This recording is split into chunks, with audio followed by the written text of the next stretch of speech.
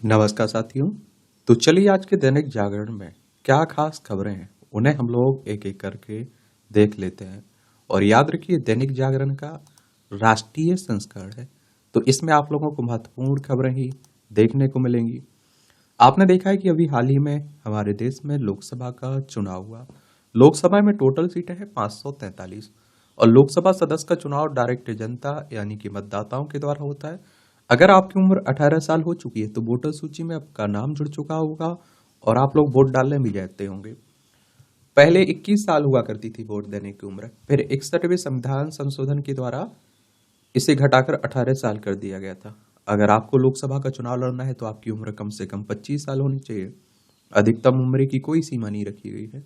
ये चुनाव करवाता कौन है, उस संस्था के बारे में एक सामान्य जानकारी नीचे आप लोग लिखिएगा। अब देखिए, तीसरी बार प्रधानमंत्री आज शपथ लेंगे, ये भी जान लीजिए। तो आप देखते हैं कि सबसे पहले तो आप लोगों को यही याद रखना चाहिए कि प्रधानमंत्री की नियुक्ति कौन करता है, राष्ट्रपति। ये डायरेक्ट ही क्वेश्चन पूछ लेता है। वह भारतीय संविधान की अनुच्छेद 75(1) की शक्तियों का प्रयोग करते हुए देश का प्रधानमंत्री नियुक्त करता है और भारत के प्रधानमंत्री की नियुक्ति राष्ट्रपति द्वारा की जाएगी और उसके अन्य मंत्रियों की नियुक्ति राष्ट्रपति प्रधानमंत्री के परामर्श पर करता है। ये भी आप लोगों को याद रखना चाहिए। और तीसरी बार प्रधानमंत्री शपथ ले रहे हैं मोदी जी। बाकी आप देखते हैं कि नीट में गड़बड़ी के आरोपों की जांच के लिए कमेटी गठित और शिक्षा मंत्रालय का दावा कि परीक्षा में कोई गड़बड़ी नहीं और सिर्फ 6 केंद्रों के 1600 छात्रों को ग्रेस मार्क्स देने को लेकर विवाद।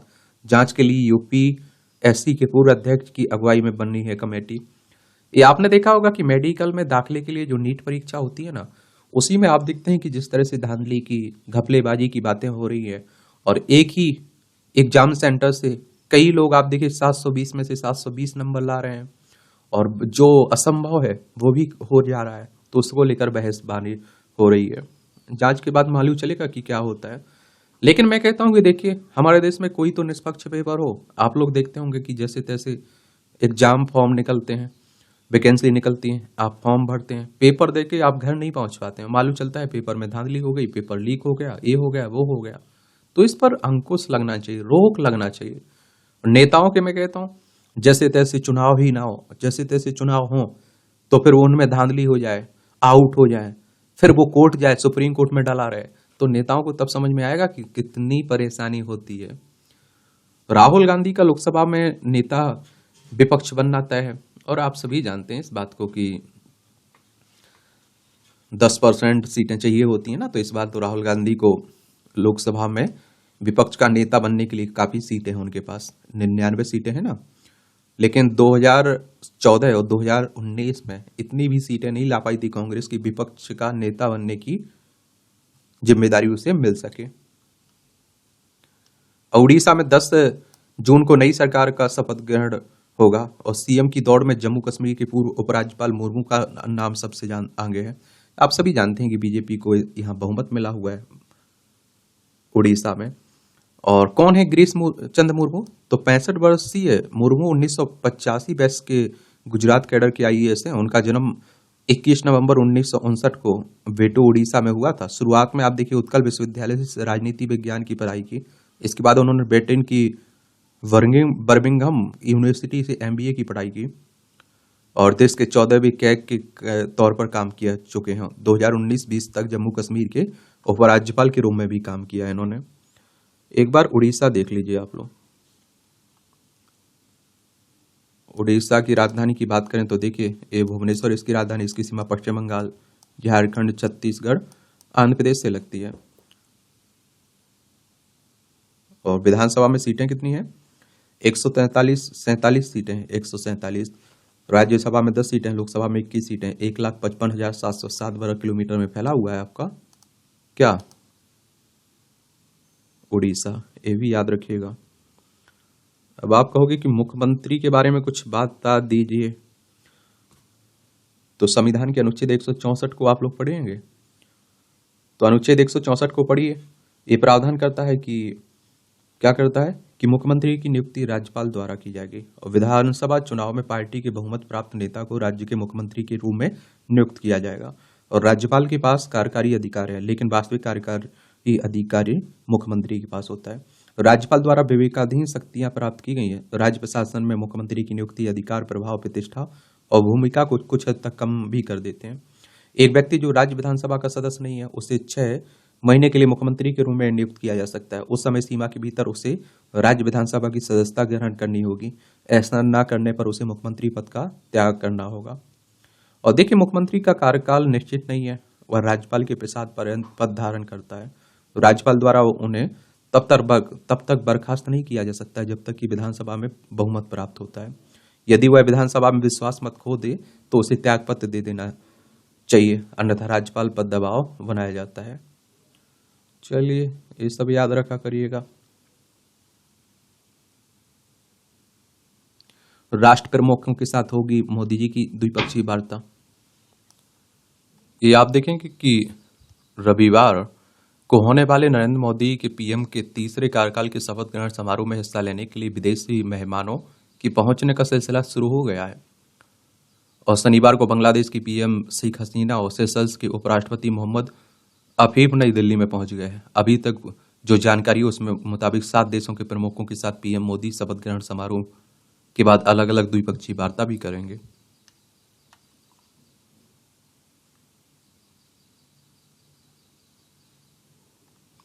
अब देखिए, न्यूनतम मजदूरी तय करने जा रही केंद्र सरकार।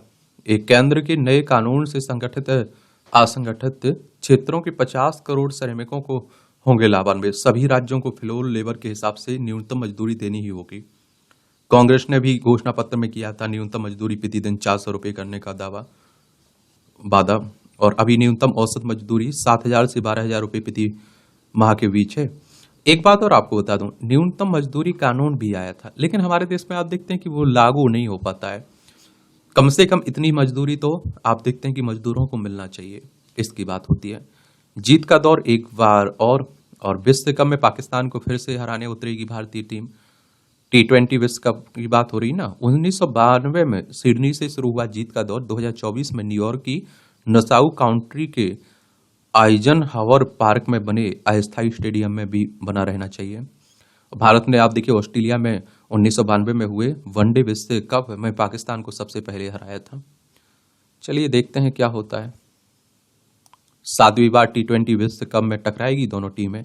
5 बार भारत, केवल 1 बार जीता है पाकिस्तान। और 15 बार कुल विश्व कप में भिड़ी हैं दोनों टीमें, जिनमें से 14 मैच भारत ने जीते हैं। अब आप देखिए, ये आपकी राष्ट्रीय राजधानी तो केंद्र शासित प्रदेश है। विधानसभा में आप देखते हैं कि 70 सीटें हैं, राज्यसभा में 3 सीटें हैं, लोकसभा में 7 सीटें आपको देखने को मिल जाएंगी। यहाँ पटना हाईकोर्ट के एक न्यायाधीश से मिलने की कोशिश में थे अरविंद केजरीवाल। ईडी ने राउज एवेन्यू कोर्ट को सबूत देकर मुख्यमंत्री की जमानत याचिका का किया विरोध। तो एक समझिए आप लोग, ईडी की चर्चाएं भी काफी हो रही हैं आजकल। ईडी यानी कि इन्फोर्समेंट डायरेक्टरेट की बात हो रही, प्रवर्तन निदेशालय की। और हेडक्वार्टर इसको नई दिल्ली में देखने को मिलेगा। 1 मई 1956 में से राज्य बनाया गया था। यूएपीए मामलों में सजा साथ चलाने की मांग करने वाली याचिका खारिज हुई। कोर्ट ने कहा कि सजाओं को साथ चलाने का निर्देश देने का कोई कारण नहीं था। याचिकाकर्ता का अपराध गंभीर था, इसका प्रभाव राष्ट्रीय सुरक्षा पर पड़ा। चलिए, ये भी याद रखिए। अब देखिए, दिल्ली में आप देखते हैं कि जल संकट को लेकर भी काफी तौबा तौबा मचा हुआ है। और इसीलिए कह रहा हूं कि सरकारें और आम लोगों को जागरूक होना पड़ेगा, न तो पानी के लिए, वरना बहुत बुरी स्थिति होने वाली है।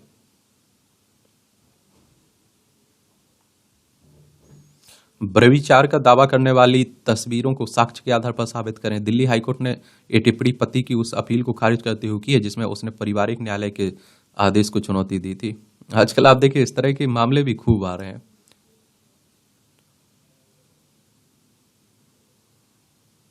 देख लीजिए, दृष्टिहीन बेटी के साथ दुष्कर्म करने वाले सौतेले पिता को अंतिम सांस तक कैद। और आप देखिए, जितनी कड़ी से कड़ी सजा हो सकती है वो मिलना चाहिए। ये आप देखिए, समाज का एक तरह से कलंक है।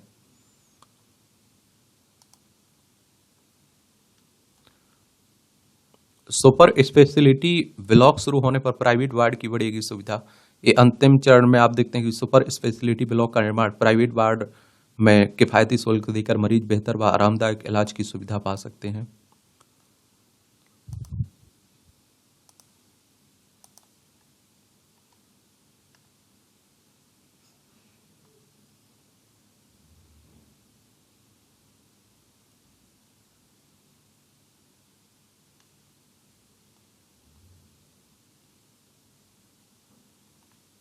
देखिए, बाकी राजनीति की अभी बातें चल ही रही हैं क्योंकि चुनाव हुए हैं ना।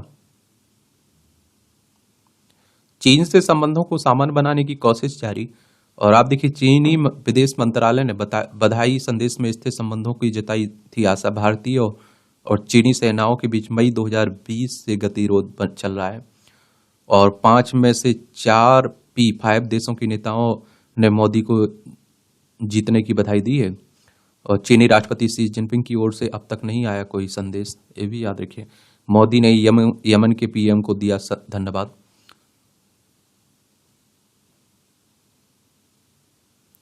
जो आप देखिए, संयुक्त राष्ट्र सुरक्षा परिषद के जो स्थायी सदस्य हैं ना, जिनमें रूस है, ब्रिटेन है, अमेरिका है, चीन है और फ्रांस है, इन्हें आप लोग P5 राष्ट्र के नाम से जानते हैं। 24 अक्टूबर 1945 में स्थापना हुई थी इसकी, संयुक्त राष्ट्र सुरक्षा परिषद की, और इसका हेडक्वार्टर न्यूयॉर्क USA में देखने को मिलेगा। तो चाइना की तरफ से अभी बधाई संदेश नहीं आया है यहाँ के क्या राष्ट्रपति की तरफ से। देखिए, ये हमारा पड़ोसी चाइना, लद्दाख, हिमाचल प्रदेश, उत्तराखंड, सिक्किम, अरुणाचल प्रदेश, 5 राज्यों की सीमा लगती है हमारी। देख लीजिए, 2019 से पहले जम्मू कश्मीर राज्य में द्विसदनीय विधायिका थी, जो विधानसभा निचला सदन और विधान परिषद उच्च सदन से मिलकर बनी थी। जम्मू और कश्मीर विधानसभा का कार्यकाल 6 वर्ष अब 5 वर्ष का होगा और अनुच्छेद 370 लागू होने के साथ ही इसमें राज्य का दर्जा भी हट गया था। चलिए, एक और बात आपको बता दूं, अब विधान परिषद कितने राज्यों में बची हुई है? पहले 7 राज्यों में थी, लेकिन जम्मू कश्मीर में हट चुकी है। तो कितने राज्यों में बची हुई है? उनके नाम आप लोग नीचे बताइएगा।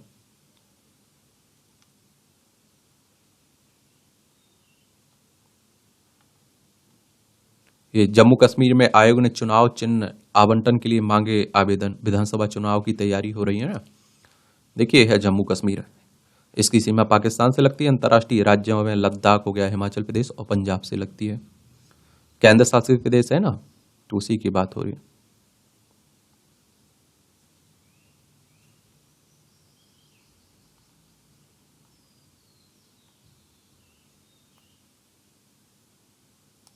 अब आप देखेंगे कि यहाँ से वहाँ, वहाँ से यहाँ चल रहा है और कोई अपनी जिम्मेदारी जनता को दे दे रहा है हारने की, कोई पार्टी को दे दे रहा है।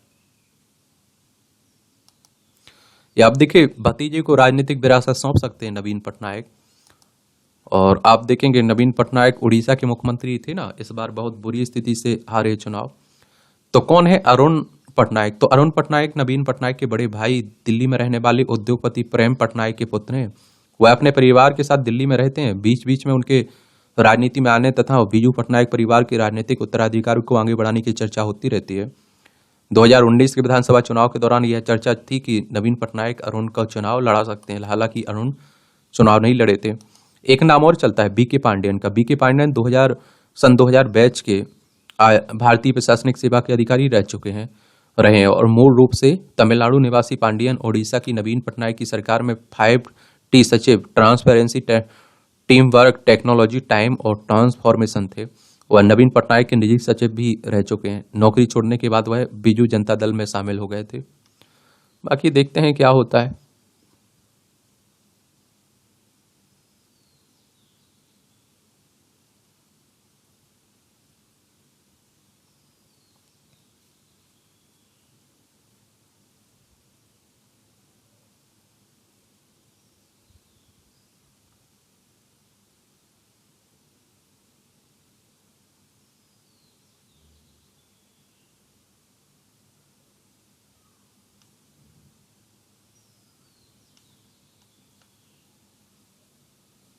पश्चिम में आप देखिए, भाजपा के हाथ से खिसकती चौधराहट। ये उत्तर प्रदेश की बात हो रही है। भारतीय नौसेना की पहली महिला हेलीकॉप्टर पायलट बनी अनामिका। ये सी किंग्स ALH ध्रुव, चेतक और MH-60R सीहॉक्स जैसे हेलीकॉप्टर उड़ाएंगी ये अनामिका।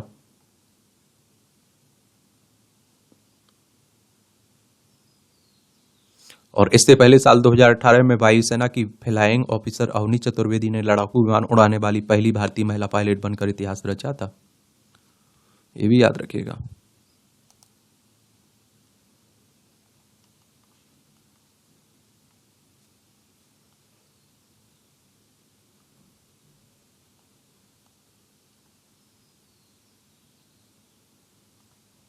हरियाणा में बनेंगे, आप देखें 400 जलवायु स्मार्ट गांव। नहीं जलेगी, आप देखते हैं कि पराली। और वर्ष 2030 तक पराली जलाने के मामलों की पूरी तरह खत्म करने का और वृक्ष आवरण को 10% तक बढ़ाने की बात हो रही है। और विश्वविद्यालयों में शोध कार्यों को किया जाएगा प्रोत्साहित। अच्छी बात है।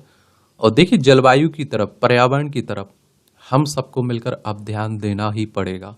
सरकारों को भी जागना पड़ेगा, क्योंकि जिस हिसाब से आप देखते हैं कि नुकसान हो रहे हैं, इसके सभी को नुकसान झेलने पड़ रहे हैं। आज नहीं अगर जागरूक हुए, नहीं जागे, तो और बहुत बुरे परिणाम भुगतने के लिए तैयार रहना पड़ेगा। आज देखिए संडे है, यानी रविवार है, तो आज रात 9 बजे हम लोग लाइव आकर जुड़ते हैं।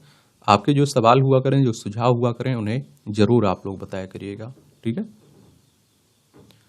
हरियाली से रास्ता, तो ये आप देखिए पर्यावरण को लेकर खूब चर्चा होती है, गोष्ठियां और कार्यक्रम होते हैं, लेकिन इनमें से अधिकांश सजावटी होते हैं। असल में धरती पर उतरकर धरती माँ की ग्लोबल वार्मिंग के दानव से रक्षा करने में कम ही प्रयास सफल होते हैं। और आप देखिए 5 जून को विश्व पर्यावरण दिवस मनाया गया। पर्यावरण यानी कि वह वातावरण जिसमें शुद्ध हवा हो, तापमान कम हो, करने वाले विशाल वृक्ष हो, भरपूर भूजल हो। इस वर्ष गर्मी को लेकर हाहाकार के बीच वृक्ष और जल की उपयोगिता और अधिक महसूस की गई। अब डिस्चार्ज सॉफ्ट के जरिए इंदौर में 50 करोड़ लीटर पानी भूमि में सहेजेगा। अच्छी बात है। एक तरफ बरसती आग, दूसरी तरफ दयाल बाग। तो दयाल बाग में हरियाली के बीच श्वेत नगर की ओर जाता मार्ग। मुझे लगता है कि सभी अगर ध्यान देंगे, देखिए आपके यहाँ कोई भी खुशी का माहौल है, प्रोग्राम है, त्योहार है, तो एक पेड़ लगा सकते हैं आप भी। आप देखिए लाखों लोग पैसे फूंक देते हैं, लेकिन एक पेड़ लगाने में क्या बुराई है। देश की रक्षा के लिए मिले 473 सैन्य अधिकारी। और उत्तराखंड का सम्मान बरकरार, राज्य के 3 कैडेट हुए पुरस्कृत। मित्र देशों के 39 कैडेट भी बने अपनी अपनी सेना का हिस्सा। भारतीय सेना व असम राइफल्स को मिले 118 अधिकारी और इन्हें मिला पुरस्कार। तो स्क्वाड्रन ऑफ ऑनर व स्वर्ण पदक प्रवीण सिंह, आगरा उत्तर प्रदेश। रजत पदक मोहित कापड़ी, पिथौरागढ़ उत्तराखंड। रजत पदक टीजी विनय भंडारी, पौड़ी गढ़वाल उत्तराखंड। कांस्य पदक Saurabh Bhatt, Pithoragarh Uttarakhand. Chief of army staff banner Kohima कस्नी। सर्वश्रेष्ठ विदेशी कैडेट मोहम्मद नूर कुतुब अल आलम, बांग्लादेश। विजेताओं को मिला पदक व सम्मान। ये आप देखिए स्क्वाड ऑफ ऑनर व स्वर्ण पदक डी सुभाष। रजत पदक शुभम सिंह तंबर। कांस्य पदक पंकज शर्मा।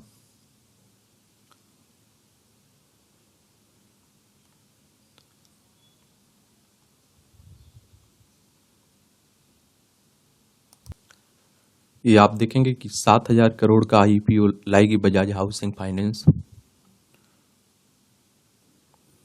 क्रेडिट स्कोर को बेहतर बनाने में मदद करेंगे ये तरीके। ये आप देखिए किसी व्यक्ति के कर्ज लेने के लिए योग्यता निर्धारित करने में क्रेडिट स्कोर की महत्वपूर्ण भूमिका होती है और इसे सिबिल स्कोर भी कहा जाता है। दूसरे शब्दों में कहते हैं तो कर्ज देने वाले बैंक और अन्य वित्तीय संस्थानों को क्रेडिट स्कोर से अपने संभावित ग्राहक की वित्तीय स्थिति के बारे में जानकारी मिलती है। इसी प्रकार इसी स्कोर के आधार तय किया जाता है कि संभावित ग्राहक का कर्ज, क्रेडिट कार्ड या इससे जुड़ी अन्य सेवाएं दी जाएं या नहीं।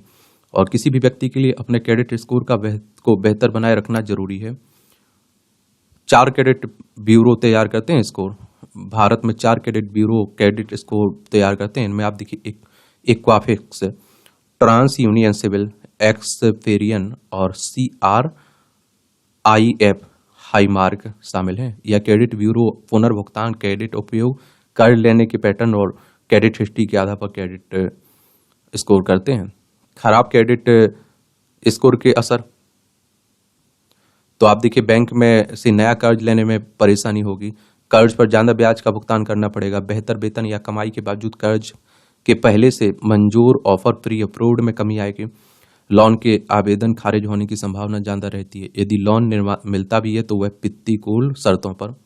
750 से 799 क्रेडिट स्कोर को काफी अच्छा माना जाता है। इस क्रेडिट स्कोर पर आकर्षक ब्याज दर पर लोन मिल सकता है और 300 से 900 अंक तक की रेंज होती है इस क्रेडिट स्कोर में। देखिए, भारत में क्रेडिट स्कोर की शुरुआत 300 अंक से होती है और यह अधिकतम 900 अंक तक होता है। 300 से 549 तक के स्कोर को खराब माना जाता है। सामान्यतः इस स्कोर पर कर्ज नहीं मिल पाता है। 550 से 649 तक क्रेडिट स्कोर को औसत माना जाता है। इस क्रेडिट स्कोर पर कर्ज मिल जा सकता है, लेकिन ब्याज की दर ज्यादा होती है। 650 से 749 के स्कोर का अच्छा माना जाता है और इस क्रेडिट स्कोर वालों को समान ब्याज दरों पर कर्ज मिल सकता है। और 750 से आप देखिए 799 के क्रेडिट स्कोर को काफी अच्छा माना जाता है और इस स्कोर वालों को आकर्षक ब्याज दर पर लोन मिल सकता है। 800 से 900 के क्रेडिट स्कोर को उत्कृष्ट माना जाता है और इनको बाजार से कम दर पर लोन मिल सकता है। हालांकि कर्ज लेने में क्रेडिट स्कोर के अलावा उम्र, रोजगार की स्थिति, आय या वेतन इत्यादि कारकों की भी महत्वपूर्ण भूमिका होती है। अब देखिए, क्रेडिट स्कोर बेहतर बनाए रखने के तरीके भी जान लीजिए। तो क्रेडिट कार्ड को का पूरा बिल भरें, लोन की मासिक किस्त समय पर जमा करें और ऐसा ना करने पर क्रेडिट रेटिंग एजेंसियों को ग्राहकों पर वित्तीय दबाव का पता चल जाता है और भी क्रेडिट स्कोर घटा देती हैं। जब आप लोन या फिर क्रेडिट कार्ड के लिए आवेदन करते हैं तो बैंक या फिर अन्य वित्तीय संस्थान क्रेडिट ब्यूरो से आपकी क्रेडिट योग्यता के बारे में पूछताछ करते हैं और इसको हार्ड पूछताछ भी कहा जाता है। क्रेडिट ब्यूरो आपके आपके बारे में मिलने वाली प्रत्येक पूछताछ के लिए क्रेडिट स्कोर को कुछ अंक कम कर सकता है। ऐसे में क्रेडिट स्कोर को बेहतर बनाने के लिए लोन से जुड़े आवेदन पर बार बार ना करें। यदि आपके पास क्रेडिट कार्ड है तो इसका इस्तेमाल तय अनुपात में करें। इसका ज़्यादा इस्तेमाल बताता है कि आप क्रेडिट पर अत्यधिक निर्भर हैं। यह आपके क्रेडिट स्कोर पर नकारात्मक असर डाल सकता है। और आप देखेंगे, क्रेडिट स्कोर बेहतर बनाए रखने के लिए क्रेडिट कार्ड का उपयोग को कुल सीमा का 30% से कम रखें और लोन चुकाने में असमर्थ हैं तो इसका सेटलमेंट समझौता ना करें। इसके वित्तीय बोझ तो कम हो सकता है लेकिन क्रेडिट स्कोर काफी प्रभावित होता है। लोन का सेटलमेंट करने से भविष्य में कर्ज लेने की काफी कठिनाइयों का सामना करना पड़ सकता है और कई बार बैंक या फिर अन्य वित्तीय संस्थान क्रेडिट ब्यूरो को जानकारी नहीं भेजते हैं या फिर अपूर्ण व गलत जानकारी भेजते हैं और इससे क्रेडिट स्कोर प्रभावित होता है। इससे बचने के लिए क्रेडिट स्कोर पर नियमित अंतराल पर नजर रखें और कोई भी अनियमितता पाए जाने पर क्रेडिट ब्यूरो के पास शिकायत करें। बाजारों में तेजी से के बीच विदेशी निवेशकों की बिकवाली जारी है। एपीआई ने इक्विटी से जून में अब तक आप देखिए 14,794 करोड़ निकाले और ये आप देखिए 38,158 करोड़ रुपए की निकासी कर चुके हैं। एफपीआई 2024 में अब तक 57,678 करोड़ रुपए का निवेश किया बॉन्ड में। विदेशी निवेशकों 2024 में बॉन्ड बाजारों में एफपीआई का निवेश जारी है। वेतन में निवेश करने में महाराष्ट्र, कर्नाटक और दिल्ली शीर्ष पर है। प्रत्यक्ष विदेशी निवेश की बात हो रही है। रियल एस्टेट क्षेत्र से अगली बैठक में रेपो रेट घटने की जताई उम्मीद। डेवलपर्स के संगठन बोले रेपो रेट घटने से आवासीय मांग बढ़ाने में अब मदद मिलेगी। अधिक घर खरीदार भी बाजार में। चलिए आप लोग बताइए, इसमें रेपो रेट क्या होती है? अभी आपने देखा होगा गुजरात में अधिकारियों व कर्मियों की किस्तों में रिश्वत मांगने की जांच हो रही ना, मामला आया सामने। रेलवे यात्रियों को बड़ी राहत, 563 ट्रेनों के नंबर बदल किया पैसेंजर ट्रेन। रेल मंत्रालय ने देश भर में जोन और मंडलों के लिए जारी की, आप देखते हैं कि किया सर्कुलर। समाचार और मनोरंजन जगत के प्रख्यात हस्ती रामजू राव का डेथ हो चुकी है।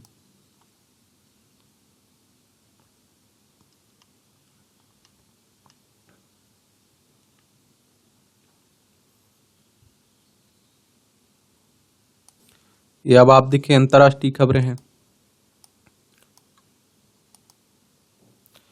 ये आप देखिए रूस इजराइल के बीच चल ही रहा है। यूक्रेन किसके, इजराइल और हमास के बीच चल ही रहा है। रूस यूक्रेन के बीच चल रहा है। तो इजराइल ने गाजा के नुसरत में 210 को मारकर 4 बंधकों को छुड़ाया। डेनमार्क की प्रधानमंत्री मेटे फ्रेडरिक्सन पर हमला हुआ है। कोपेनहेगन इसकी राजधानी है। संयुक्त राष्ट्र ने इजराइल को शर्मनाक देशों की सूची में शामिल किया। संयुक्त राष्ट्र यानी कि यूनाइटेड नेशंस की बात हो रही है। 24 अक्टूबर 1945 में स्थापना हुई थी। न्यूयॉर्क यूएसए में इसका हेडक्वार्टर देखने को मिलेगा। और देखिए संयुक्त राष्ट्र ने शर्मनाक देशों और संगठनों की सूची में इजराइल और हमास को शामिल करने का निर्णय लिया है और इस पर अंतिम मुहर अगले सप्ताह होने वाली सुरक्षा परिषद में बैठक में लगेगी। अंतर्राष्ट्रीय संगठन ने यह कार्रवाई इजराइल सेना द्वारा गाजा में बच्चों के खिलाफ कार्रवाई, मानवाधिकारों के हनन के चलते की है। इस कार्रवाई का निर्णय संयुक्त राष्ट्र महासचिव के कार्यालय द्वारा एकत्रित की गई सूचनाओं के आधार पर किया गया है और इस सूची में रूस, Afghanistan, Iraq, Myanmar, Somalia, Yemen, Syria, आतंकी संगठन इस्लामिक स्टेट, अल कायदा और बोको हराम भी इस हैं। और इजराइल के पीएम बेंजामिन नेतन्याहू ने कहा कि संयुक्त राष्ट्र की इसे बाबत रिपोर्ट भ्रमपूर्ण है। जोर मेले के लिए भारत से पाकिस्तान पहुंचे श्रद्धालु। ये आप देखिए जोर मेले में भाग लेने के लिए भारत से 800 से ज्यादा सिख शनिवार को लाहौर पहुंचे हैं। और आप देखेंगे कि 5वें सिख गुरु अर्जुन देव जी की शहीदी दिवस पर जोर मेला आयोजित किया जाता है। गुरुद्वारा डेरा साहिब लाहौर में 15 जून से जोर मेला आयोजित किया जाएगा। और एवेक्यूई ट्रस्ट प्रॉपर्टी बोर्ड अधिकारी गुलाम मोहिउद्दीन ने बताया कि पाकिस्तान सिख गुरुद्वारा प्रबंधक समिति अध्यक्ष और पंजाब अल्पसंख्यक मंत्री रमेश सिंह, आप देखते हैं कि अरोरा और ईटीबीपी के वरिष्ठ अधिकारियों ने बाघा सीमा पर 846 श्रद्धालुओं का स्वागत किया है।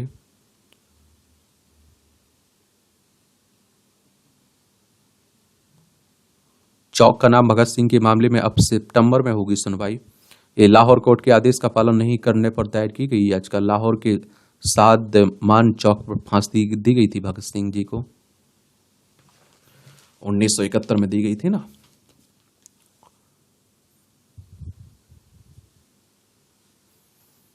अंतरिक्ष से पृथ्वी की तस्वीर लेने वाला एंडरसन की विमान दुर्घटना में मौत हो गई है। वह आप देखते हैं कि अपोलो 8 मिशन के अंतरिक्ष यात्री रिटायर्ड जनरल विलियम एंडरसन की शुक्रवार को एक हवाई दुर्घटना में मौत हो गई। वह 1968 में अंतरिक्ष में पृथ्वी की मनोरम तस्वीर लेने के लिए जाने जाते हैं।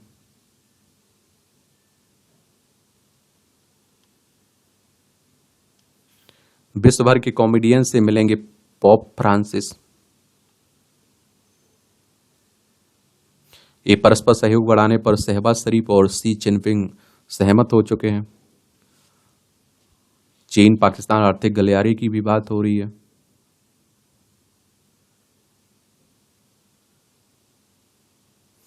बाइडन ने फ्रांस को पहला मित्र और स्थायी सहयोगी बताया।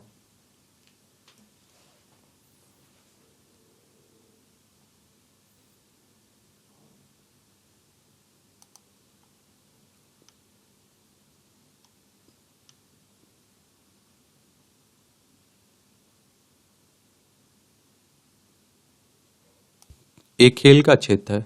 चलिए आप लोग बताइए, T20 विश्व कप शुरुआत कब हुआ था? पहली बार किन किन के बीच हुआ था? और क्रिकेट को तो आप लोग देख ही रहे होंगे। जापान में रफ्तार के बार में दिखा भारतीय युवा कौशल। स्वातेक लगातार तीसरी बार बनी लाल बजरी की मलिका। फ्रेंच ओपन के फाइनल में इटली की जैस्मीन पाओलिनी को हराकर लगाई खिताबी हैट्रिक और खिताब के लिए जियोरेव से टकराएंगे अलकराज। फ्रेंच ओपन की बात हो रही है। इस स्वातेक के ग्रैंड स्लैम खिताब की बात करें तो French Open 2020, 2022, 2023, 2024, US Open 2022। Carlsen ने जीता खिताब। प्रज्ञानंद को तीसरा स्थान मिला है। ये नॉर्वे के स्टावेंगर में हुई विश्व के सबसे प्रतिष्ठित प्रतियोगिताओं में से एक है, नॉर्वे शतरंज टूर्नामेंट। इन्हें तो आप लोग जानते ही होंगे, पहले भी चुनाव पूर्वानुमान गलत हुए। नज़दीकी मुकाबले में ऐसा होता है। प्रदीप गुप्ता कह रहे हैं, ये एग्जिट पोल से जुड़े हुए हैं ना, और आपने देखा है कि कितनी बड़ी बड़ी बातें हुई।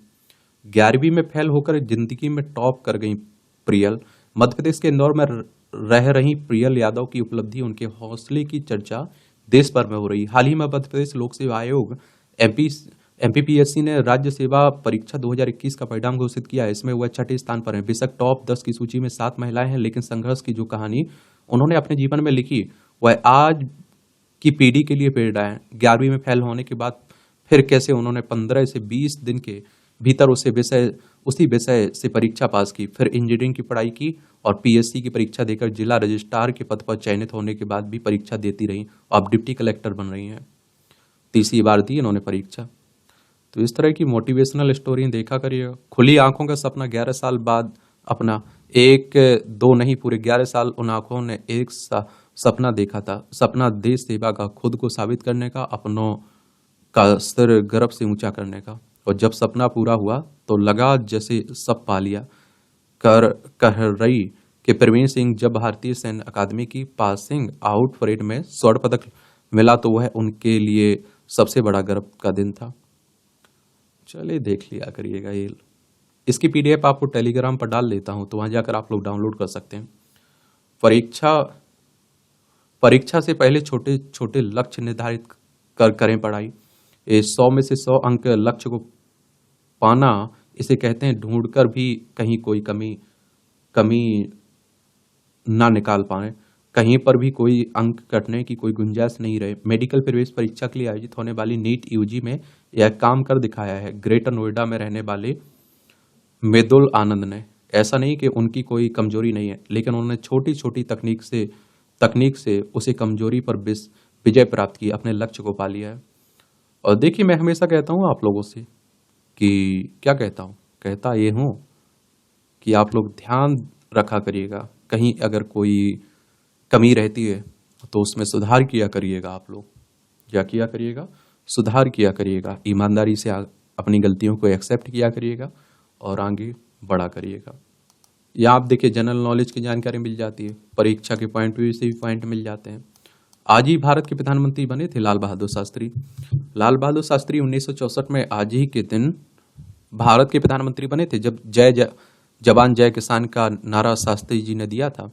वे छोटे कद के महान राजनेता थे। 1965 में भारत पाक युद्ध में उनकी नेतृत्व क्षमता उभर कर आई थी। 1966 में शास्त्री जी को भारत रत्न से सम्मानित किया गया था। 1954 में शुरू हुआ था भारत रत्न। पहली बार पर्दे पर आया लोकप्रिय cartoon character Donald duck. Mickey mouse के बाद डिज्नी का दूसरा सबसे लोकप्रिय कार्टून कैरेक्टर डोनाल्ड डक 1934 में आज ही पहली बार दर्शकों के सामने आया था। डिज्नी ने द वाइज लिटिल हैन नाम से एनिमेटेड फिल्म रिलीज की थी और इसी फिल्म में डोनाल्ड डक को पहली बार दर्शकों ने देखा था। और देश की पहली महिला आईपीएस अधिकारी किरण बेदी का जन्म 1949 में आज ही के पंजाब के अमृतसर में हुआ था। 1972 में भारतीय पुलिस सेवा आईपीएस में शामिल हुई और नारकोटिक्स अधिकारी, आतंकवाद विरोधी विशेषज्ञ और प्रशासनिक सहित अलग अलग जिम्मेदारियां निभाई। तिहाड़ जेल में जेल महानिरीक्षक के तौर पर उन्होंने योग और ध्यान कार्यक्रम, व्यावसायिक प्रशिक्षण और कैदियों के लिए शिक्षा जैसे कई सुधार लागू किए और इससे तिहाड़ जेल को अंतर्राष्ट्रीय पहचान मिली और 1994 में रेमन मैग्सेसे पुरस्कार दिया गया।